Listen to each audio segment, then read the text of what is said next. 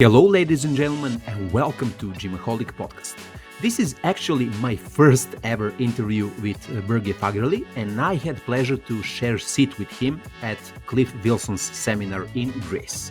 By the way, that seminar was amazing, and I'll definitely try to bring Cliff here in the future. I wanted from this video to be pilot episode because we used some free time in break of Cliff's presentation to record something with Borge. Borge Fagerli is very knowledgeable guy, and he is known widely from his concept of myoreps that gives you some unique perspective to training. So without further ado, let's go on.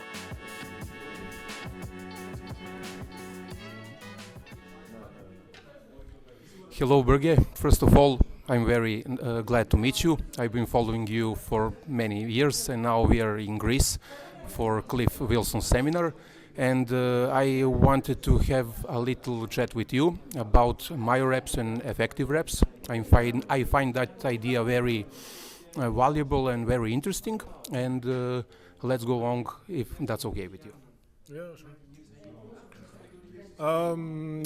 So I developed myoreps and the effective reps model around 2005. I just looked at more unit recruitment, fiber recruitment levels, and you could see that with heavy loads, like there's three ways to activate all muscle fibers in the muscle. So if you look at the muscle like a range of different types of fibers, you have the weaker, slow twitch, but they're also the more endurance oriented.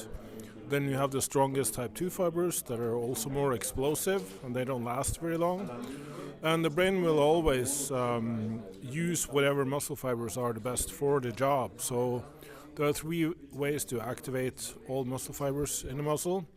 If you lift a very heavy load, then all of the fibers must be called upon to lift the weight. If you're using a really light load but you're explosively lifting it, so you have to move it really fast, then during that short acceleration phase you will also recruit all the muscle fibers.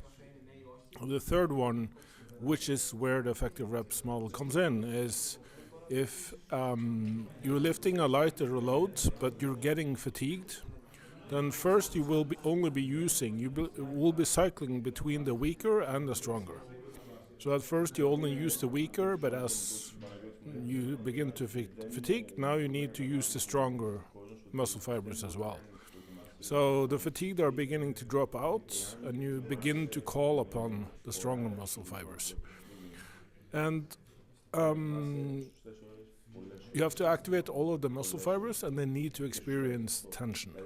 Tension, which is just the pulling on the meat, basically. The muscle is just a dumb piece of meat that is put mechanical tension on, deforming it according to the load you're lifting and how fatigued you are. That's basically the whole model. And to get maximum mechanical tension on the muscle, because that's the signal for triggering muscle growth.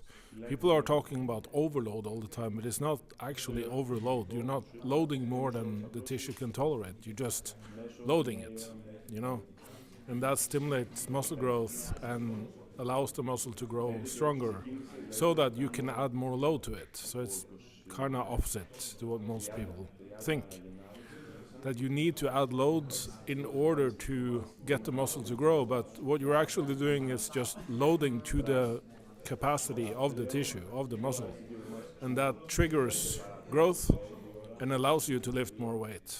And if you just keep lifting the same weight, then eventually it's going to be lighter and lighter and lighter, so it's not going to stimulate muscle growth anymore. It will be below the capacity of the bigger muscle. And this has surprisingly been like a debate, at least recently, that whether the effective reps model is valid or not. And to me, in my mind, it's just, well, if you're a beginner, if on certain exercises, whatever is going on, because it's not like a linear relationship. It's more like whatever is needed to lift that weight in that exercise. And that can differ between individuals, between muscle groups, how quickly you're lifting, and how well trained that person is. So what we know from research and just observation is that people that are really untrained, they can grow muscle just by riding a bike or walking on a treadmill or lifting the pink dumbbells, you know. It takes very little because their capacity is so low, their sensitivity to training is so low. It's like someone with white skin going to Greece, you know, they're going to get sunburned easily. So it doesn't take much sunlight or duration of sunlight to get a response, you know, to get an adaptive response. And so whenever people say, well, here are all of the exceptions to say that that proves the model is wrong, then to me that just tells me they don't understand the model. They don't have a model to understand muscle growth from. Because yes, if you have a rigid model that says, well, only the final reps of a set will stimulate muscle growth without accounting for training status or different muscle groups or whatever else is affecting that, lifting a weight really, really fast. So the velocity loss studies that they're using to say, well, this shows that the effective reps model isn't working. Well, in that exact study, they were less well-trained than other studies showing the opposite result. And they were lifting the weight so rapidly that some had to drop out of the study because they got knee pain. And they were also just using isolation exercises, which, you know, increases the muscle recruitment level. So nothing disproves the model and everything proves it. So it's at this point the most proven model in the whole hypertrophy world, to me, in my experience. So it's just non-debatable, but people want to argue the nuances, and it's more like it's not a hard model that looks the same for everyone all the time. It's more like the angle of the slope will differ depending on the person, the muscle group, the exercise, whatever. But regardless of all of that, we can say with 100% certainty, to get a muscle to grow, you either need to lift a sufficiently heavy load and or use a lighter load but lift sufficiently close to failure. Those are non-negotiable. You cannot tell me that you can take a 20 rep max load and do sets of 1 with that. You could do 100 sets of 1 and it's not going to grow muscle unless you're very untrained. So that's kind of where I stand on that issue, and that model also is the foundation of the MyReps training tool, where you just, on lighter loads, medium to light loads, you go closer to failure so that you get high activation, which is why I call it an activation set. You take a short rest so that you're able to do more reps, but not rest so long that activation levels drop. So then now you're just balancing in that effective rep zone and kind of extending the set. That would normally be one set with the last few reps of the set being the most stimulatory to muscle growth.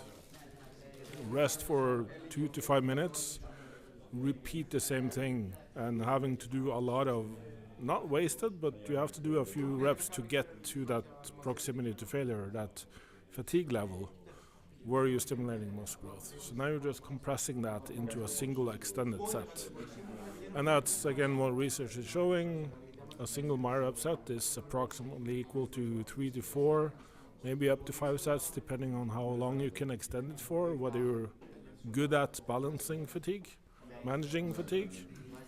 And that's also the main differentiator between typical rest pause training, which is going to failure, short rest, go to failure, short rest, go to failure. That's very fatiguing, very hard to recover from. My reps is just managing fatigue to get the effective reps, stimulating muscle growth, recover faster so you can do it again. And that's the summary. Thank you so much, Borge, for this conversation. I really enjoyed. Thank you for your time. Nice to meet you, and see you again.